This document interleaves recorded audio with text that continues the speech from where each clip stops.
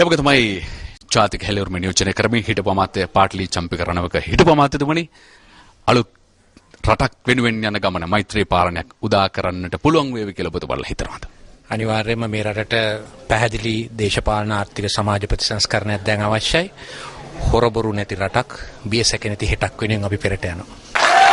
ඊළඟ අවස්ථාව ජාතික හෙළවුරුමේ ප්‍රධාන ලේකම් පාර්ලිමේන්තු මන්ත්‍රී හිටපු අමාත්‍ය පාටලි චම්පික රණවක මැතිතුමා.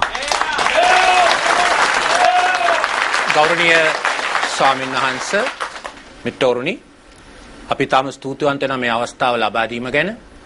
මේ සමාජයට කිසියම් ආකාරයක ප්‍රශ්නයක් තියෙනවා නම් ඇයි අපි ජාතික හෙළවුරුමේ මේ ආණ්ඩුවෙන් ඉවත් උනේ? ඒ වගේම ඇයි අපි මේ පොදු අපේක්ෂක මෛත්‍රීපාල සිරිසේන මැතිතුමාට සහාය දෙන්නේ? ඒ වගේම මේ රට මෛත්‍රීපාල සිරිසේන මැතිතුමාට විධායක ජනාධිපති දුරේ ගියොත් රට අස්ථාවර වෙයිද? රට කැඳහැලියක් වෙයිද? මේ පිටිපස්සේ බෙදුම්වාදය විදේශ කුමන්ත්‍රණ තියනවාද කියන එක ගැන අද විශාල ගෝසාවක් නැගෙමින් තියෙනවා. මම පළමුවෙන්ම කියන්න ඕනේ අපි තාම කනගාටු වෙනවා. විශේෂයෙන්ම 2010න් පස්සේ අපට ජනතාව ඡන්දෙ දීලා පාර්ලිමේන්තුවට ඇරියා. අපෝ කැබිනට් මණ්ඩල වලට ඇරියා. නමුත් මේ රට පාලනය කළේ එක්තරා කල්ලියක් විසින්, පංචභූත බලවේගයක් විසින්. ඒ කල්ලිය තමයි කැසිනෝ කල්ලිය, ඒ කල්ලිය තමයි හෙරොයින් කල්ලිය, ඒ කල්ලිය තමයි එතනෝල් කල්ලිය, ඒ කල්ලිය තමයි ආසනික් කල්ලිය, ඒ කල්ලිය තමයි සිගරට් ඇතුළු ඒ මහා පාපකාරී බලවේග කල්ලිය.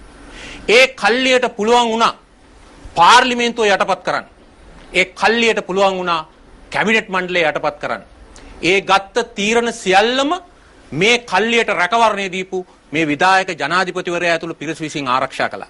ඒ නිසා අපිට වැටහි ගියා අපි ජනතාවගේ වරම ලැබලා පාර්ලිමේන්තුවට ගියත් කැබිනට් මණ්ඩලයේ හිටියත් ඒ තුල අරගල කළත් මේ බලවේගය අපට වඩා බලගත් බව. ඒ නිසා මේ රටේ ජනතාව එකක් වටහා ගත යුතුයි.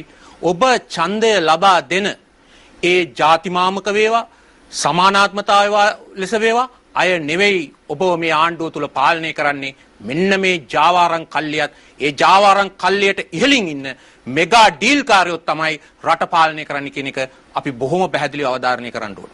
අපි හිතුවා රටට දැන් අවශ්‍යයි සමාජ ආර්ථික දේශපාලන වෙනසක් කියලා.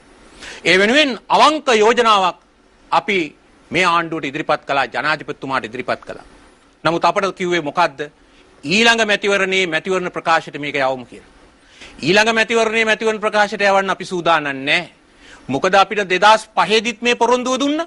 විධායක ජනාධිපති ධූරය 2005 මහින්ද චින්තන ප්‍රතිපත්තිය කිව්වේ වහාම අහෝසි කරන්න බෑ. නමුත් වහාම සංශෝධනය කරනවා අනාගත පරමාර්ථය අහෝසි කිරීම කියලා. හොඳයි, යුද්ධයේ තිබුණා, තව ප්‍රශ්න තිබුණා, 3-2 තිබුණ නෑ පාර්ලිමේන්තුවේ. අපි මේ පළවෙනි දූරකාරයට ඒකට සමාව දෙන්න ලෑස්ති. හැබැයි දෙවෙනි දූර කාලයේදී බොහොම පැහැදිලිව කිව්වා විධායක ජනාධිපති ධූරය පාර්ලිමේන්තුවට අධිකරණයට වග කියන බාරකාර ධූරයක් කරනවා කියලා. එක අඟලක්, එක ඉස්පිල්ලක් මේ විධායක ජනාධිපති ධූරයේ බලතල වලින් අයින් කරන්නේ නැහැ කියන එක අපට දැන් ඊටාම විශ්වාසයි. ඒ සඳහා වෙච්ච අවස්ථාවක් මේ ආණ්ඩුවට අපි ලබා දුන්නා. අනාගතේ ඒවා කෙරෙනවයි කියන ඒවා අමූලික අසත්‍යයක්. ඒ බව අපිට ඊටාම පැහැදිලි. මොකද අර රට පාලනය කරන ජාවාරම් කල්ලියට, ඒ මාෆියා කල්ලියට, ඒ මෙගා ඩීල් කල්ලියට මේ තරම් හොඳ රැකවරණයක් මේක තුලින් ඇති වෙන්නේ නැහැ.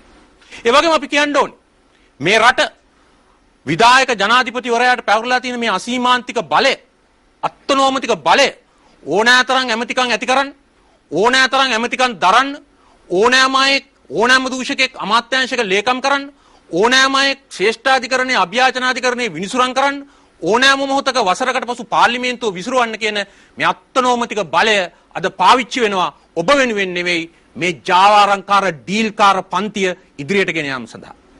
අන්න ඒක අපි පැහැදිලිව මේ කෙටි වැඩසටහනකින් වෙනස් කළ යුතුයි කියලා අපි කල්පනා කළා.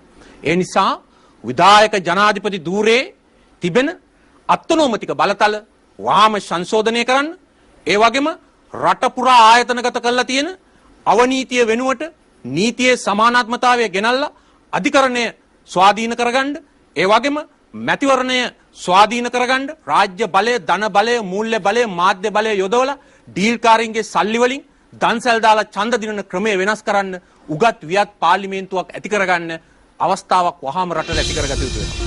ඒ වගේම දූෂණ වංචා පිළිබඳව විධිමත් ආකාරයේ සමීක්ෂණයක් කළා දඬුවම් දිය හැකි ව්‍යවස්ථාපිත ආයතනයක් මේ රටට අවශ්‍ය වෙනවා. ඒ වගේම අනුපාත ඡන්ද ක්‍රමය වෙනස් කළා රටේ ජනතාවට වග කියන මහජන නියෝජිත ක්‍රමයක් අවශ්‍ය වෙනවා. මෙන්න මේ මූලික කරුණු තුන මේ පොදු අපේක්ෂකයා හරහා කරවා ගැනීමයි අපේ පරමාර්ථය. ඒක මේ රටේ සියලුම දේශපාලන පක්ෂවලට සියලුම ජනතාවට ඉදිරියේ සම අවස්ථා ලැබෙන ප්‍රජාතන්ත්‍රවාදී වෙනසක් යහපාලනයට ඉදිරි මගක් ඒ තුලින් තමයි මේ රට ස්ථාවර වෙන්නේ කියන එක අපි බොහොම පැහැදිලිව ප්‍රකාශ කරන්න කැමතියි.